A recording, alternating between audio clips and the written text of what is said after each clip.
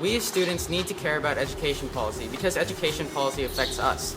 I mean, if we don't care as the students, then why should anyone else? Teacher evaluation is definitely a big issue that would benefit from student input because students are the ones receiving the education, and in order to effectively evaluate teachers, students need to be able to judge how well they're being taught the material that they need to know.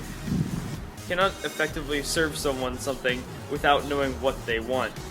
There's two types of feedback in the system. We've got qualitative and quantitative. We have pretty good quantitative feedback right now in our systems because we have good figures about student performance. But what about quantitative performance evaluations? That's harder to do. But if you have someone who's in the system, it's easy. Education is most effective if we, the students, are a part of creating it. Everybody in the Prichard Committee was a student once. Wouldn't it have been great as a student if you guys had a say in your education policy? I think if we as students have more ownership in our education policy making and in how our schools and how our system is run, I think that the education system would be a lot better.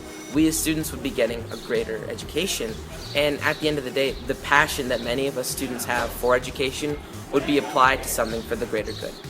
It's the perfect relationship because the Prichard Committee needs students and students need the Prichard Committee to amplify our voices.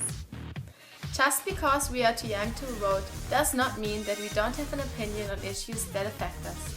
As students, we spend over 35 hours a week in Kentucky's schools. We have knowledge of what works and what doesn't. Use us. In school we learn about democracy. Why don't we work with the Prichard Committee and do democracy?